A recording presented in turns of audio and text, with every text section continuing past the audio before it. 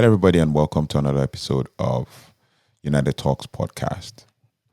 This is 7 takeaways from the game against Leicester at Old Trafford, Manchester United versus Leicester City at Old Trafford last night. I'm going to be bringing you 7 takeaways from the game and then leave a comment in the comment section. Share your thoughts and feelings about the game and any other thing that I might not have touched in this game. You can put it in the comment section. First takeaway from the game, Ahmad. We cannot overemphasize how good Ahmad has been in the last 3 or 4 games and this season as well. He seems to have come of age and the experience seems to be paying off as he takes his footballing talents to the next level. Came up with an assist, put up a man of the match performance, and he was able to press from the front, defend when needed, and played the full 90 minutes. Didn't need to be subbed and all of that. So Ahmad's work rate and technique were paramount in the game, and they were instrumental in helping us win the game. The back heel pass, the technical back heel pass, the fun in watching him play and dribble past players, take them on, even try to square play to Højlund and Xerxes as well. So, number one, Ahmad. And obviously, he was the man of the match. And he was, as I said earlier, instrumental. Number 2, Bruno. 4 goals in 4 games. He scored a goal in his 250th game for Manchester United. So that was a remarkable landmark for Bruno. And one thing I noticed about his game is that he's been playing really close to the striker, to Højlund. He's been playing really close to Højlund, and he's been, playing as a number 10, closer to Højlund, coming late in the box, taking very, very strong positions whenever a ball is crossed. He's always there to try to put his head in the game and get his head to the ball to try to score. So, 4 goals in 4 games and 1 goal in his 250th appearance for Manchester United. And we will go over to number 3, Casemiro and Ugarte. That partnership is yielding fruits right now. One's covering the other, while one is attacking, the other one is dropping and pressing together. And obviously, we can't underestimate Ugate's pace in the midfield. That has actually helped mop up things a lot. So, Casemiro and Ugarte, tidy in the midfield, controlled, and they controlled the game as well, controlled the midfield, outnumbered Leicester City's midfield, and made some very intricate, fast-moving, attacking passing. So these guys were very instrumental in ensuring that Manchester United won this game. The next one is number 4, Dalot. Diogo Dalot has had an up and down season, but more ups than downs because he's been more consistent over the past couple of months, over like the last 18 months to 24 months. So basically over the last 18 months to 2 years, he's been quite consistent, but he's getting run past a couple of times. So which goes to show he's probably tired, which means we need reinforcements. So we need our left backs to come back. We need Shaw and Malacia to come back pretty quickly to relieve the pressure because Mazraoui, obviously, always putting up 8 over 10 performance every game. But like Dalot is obviously tired. He's played so many games and he's seldom injured. So, that's pretty much it. Dalot seems to be very tired. His first half was pretty labored. And, overall, we need reinforcements for one of the wing backs. So probably a right back, one more right back, or probably just needs a rest. He needs to sit out a couple of games and then come in when needed. Because when we made the sub, when when Ruud van Nistelrooy made the sub and brought in Johnny Evans for Dalot, which meant that Lisandro Martinez would go to left back or probably play in a back three. And then Mazraoui go back to right back. So that kind of steadied the game. And then Fatawu had to move from left wing forward to right wing forward to be able to press on Lisandro Martinez. But then he also had Bruno Fernandes covering. He also had Johnny Evans putting in a good shift, like a 7, 8 over 10 shift.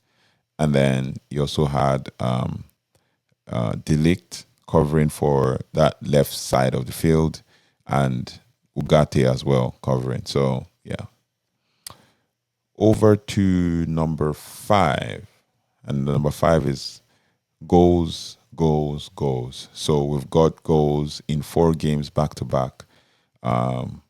So the goals have been coming, but we need our strikers to score goals. We need to make chances, clear-cut chances, because apparently Rasmus was feeding off scraps and was also trying to make chances for himself, trying to get involved in the play, coming into the midfield and running, trying to make runs as well. So he's been feeding off. There was one time when Bruno gave him a long ball in the first half in the second half over the midfield of Leicester City, and Rasmus ran to the ball only to find that he was the only one running. He won the ball and then tried to pass it back, was looking for support.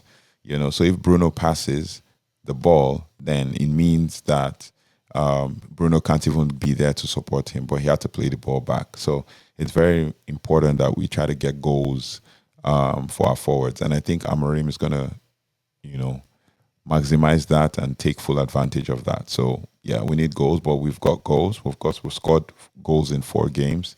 A lot of goals in 4 games back to back, right? So, which is good.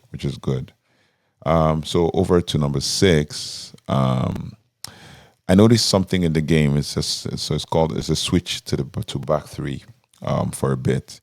So I noticed this in the game after the substitutions of Dalot for Johnny Evans and Garnacho for Rashford.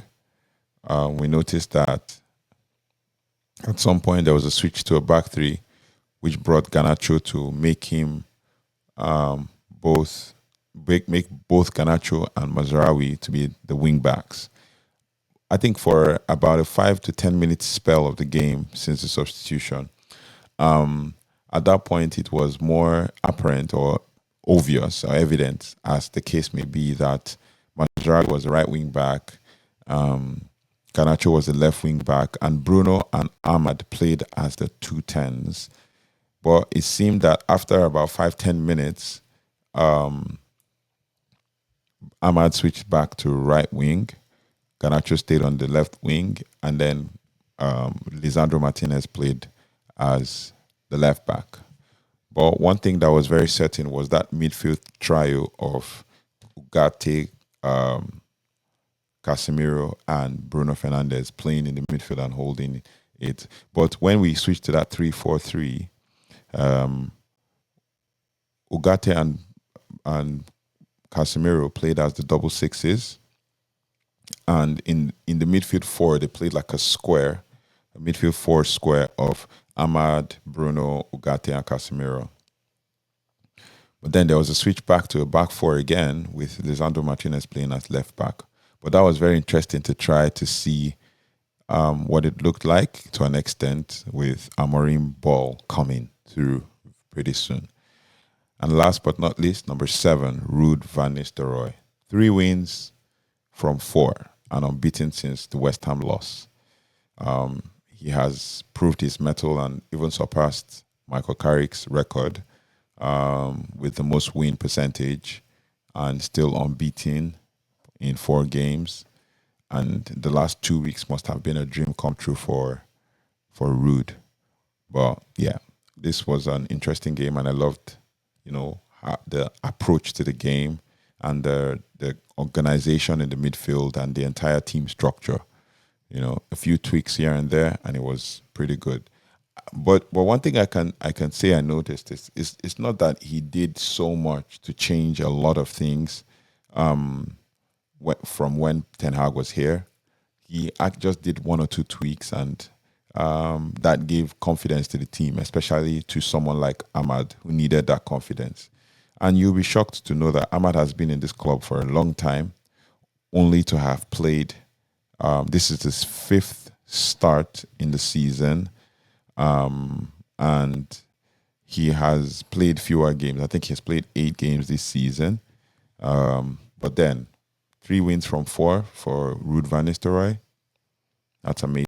That is what we like to hear, like to see. So it makes Amorim come in, and he has, yes, a lot of work to do, as it's pretty obvious with the team, to work with the team and build the team and build the team structure and chemistry. But yeah, we would not put that past him to have been able to deliver a good team. So let's see how that goes. But one other thing I'd like to add before we round this up is the fact that there was a telepathy in the team. And I noticed that with the way Ugarte played, because I think he took some time to adjust, but then he has built up his built up steam over time.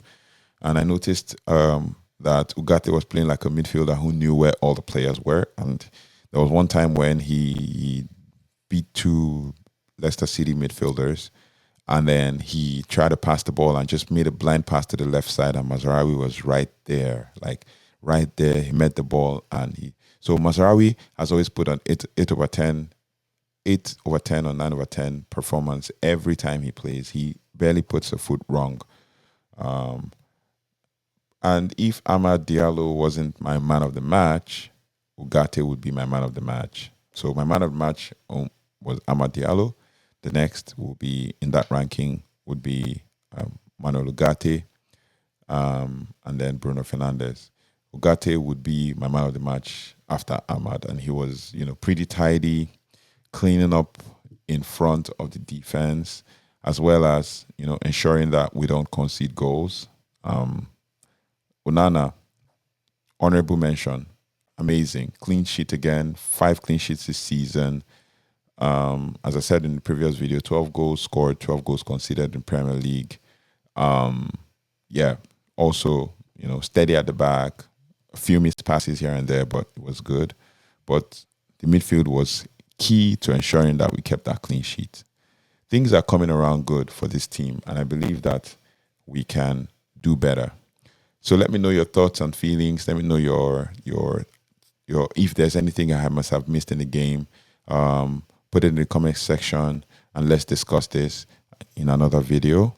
Player ratings to come later after this one. Please like, share, subscribe if you haven't already, and hit the notification bell to ensure that you don't miss any of the highlights coming in or any of the analysis coming in. Have a good one, and I'll see you in the next video.